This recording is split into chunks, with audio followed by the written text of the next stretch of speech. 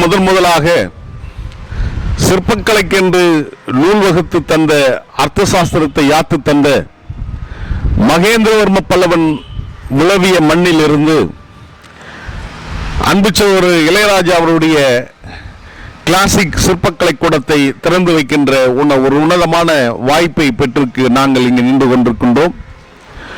சிற்பக்கலைக்கின் தலைநகரமாக நம்முடைய காஞ்சி மாமல்லபுரம் விளங்கியிருக்கிறது.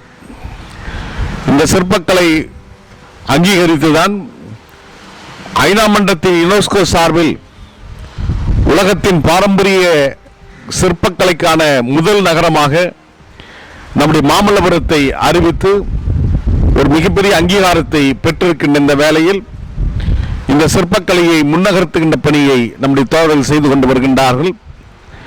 மாமல்லபுரத்தில் இருக்கின்ற சிற்பக்கலை என்பது 3 விதமான சிற்பக்கலைகள் இருக்கிறது. ஒன்று வெட்டுதலி, மற்றொன்று கட்டுதலி, மூன்றாவது குடைதலி.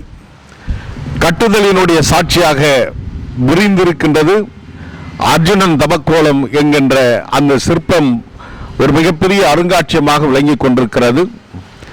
கட்டுதலி என்பது வெவ்வேறு பகுதியிலிருந்து கற்களை செதுக்கி எடுத்து வந்து அதை ஒரு கோயிலாக அல்லது மண்டபமாக அமைக்கின்ற அந்த பணியை மாமல்லபுரம் கடற்கரை கோயில் பறைசாட்டுகின்றது. அர்ஜுனன் தவத்துக்கு பக்கத்திலேயே இருக்கின்ற அந்த குடைவரை கோயில்கள் குடைதலியின் சாட்சியாக இருக்கிறது. ஆக 3 விதமான கட்டிடக்கலைக்கு பெயர் போன மாமல்லபுரத்தில் உலகத்தில் இருக்கின்ற சிற்பங்கள் எல்லாம் பெரும்பாலும் இங்கிருந்து எடுத்து செல்லப்பட்டு அங்கு நிர்மாணிப்பதாகத்தான் இருக்கிறது. இங்கு அமைக்கப்பட்டிருக்கின்ற இந்த கற்கள் என்பது ஆன்மீகத்தில் நம்பிக்கை கொடுப்பவர்களுக்கு ஒரு செய்தி. அதில் என்னவென்றால் இந்த சிற்பங்களுக்கு ஒரு தன்மை இருக்கிறது. கற்களில் பல வகை உண்டு. சில கற்கள் குறிப்பாக இறந்தவர்கள் மீது போடப்படுகின்ற அந்த கல்லறைகள் மீது வைக்கப்படுகின்ற கற்கள் என்பது இறந்து போனவர்களை போன்றே அந்த கல்லும் டெட் ஸ்டோன் என்று சொல்லப்படுகின்ற இறந்து போன கல். அது என்ன இறந்து போன கல் என்று சொன்னால், இங்கிருக்கின்ற சிற்பங்கள் இதுவும் கல் தான், ஆனால் இந்த கல்கள் உயிருள்ள கற்கள். அது எப்படி உயிருள்ள கற்கள் என்று சொன்னால், இதன் மீது தண்ணீர் பட்டால் அந்த தண்ணீர் உள்வாங்கும், எண்ணெய் ஊற்றினால் உள்வாங்கும், பால் ஊற்றினால் அந்த கல் ஓரளவுக்கு உள்வாங்கும். ஆனால் டெட் ஸ்டோன் என்று சொல்லப்படுகின்ற கல்லறை கற்களில் எவ்வளவு தண்ணீர் ஊற்றினாலும் அந்த தன் மேலே தான் இருக்கும், உள்வாங்காது. அது சூரிய ஒளியாலும் காற்றாலும் தான் அது அப்புறப்படுத்தப்படும்.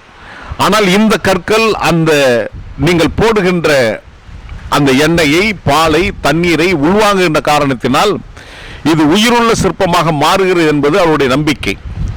அதையும் கடந்து இந்த சிற்ப சாஸ்திரத்தில் இதற்கென்று பல்வேறு கட்ட பணிகள் இருக்கிறது. அவையெல்லாம் செய்து திருமந்திரங்களை ஓதுகின்ற போது அது ஒரு இயல்பான ஒன்றாக அது மாறுவதாக ஆன்மீகத்தில் இருக்கின்ற நம்பிக்கையின் காரணமாக அது இருக்கின்ற அந்த கற்கள் எடுத்து செல்லப்படுகிறது.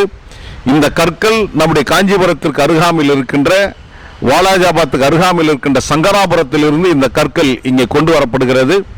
இந்த கற்களை எடுப்பதற்கு மாநில அரசாங்கம் அங்கீகாரத்தை இந்த கற்களுக்கு மட்டும் வழங்கி, இந்த கற்களை தவிர வேற எந்த கற்களும் அங்கே எடுக்கக்கூடாது என்பதை வலியுறுத்தி இந்த கற்களை எடுப்பதற்கு உரிமம் கொடுத்தால் இன்னும் சிறப்பாக இருக்கும். மாறாக இந்த பாறைகளை வெட்டி எடுத்து சரளை கற்களும் அதே போன்று சாலைகள் அமைப்பதற்கும் மண் போன்றவற்றை எடுப்பதற்கும் இந்த கற்களை பயன்படுத்துவது என்பது ஏற்க முடியாத ஒன்று. ஏனென்று சொன்னால் இந்த கல் மட்டும்தான் இந்த சிற்பத்திற்கான ஒரு மிகப்பெரிய சான்றாக அடிப்படையாக இருக்கின்ற காரணத்தினால் இந்த கற்களும் பாதுகாக்கப்பட வேண்டும் என்ற உணர்வு இங்கு இருக்கின்ற மக்களுக்கு இருக்கிறது.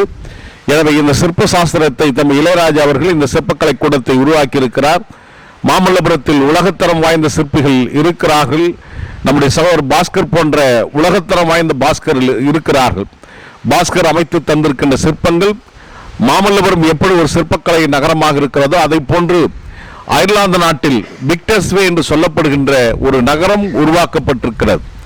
நாங்கள் சமீபத்தில் மலேசியா சென்று வந்தோம். மலேசியாவில் பாஸ்கருடைய கைவண்ணத்தில், இளையராஜாவுடைய கைவண்ணத்தில் ஏராளமான சிற்பங்கள் அங்கிருக்கின்ற கோயில்களில் வைக்கப்பட்டிருக்கிறது என்பது மகிழ்ச்சியான செய்தி.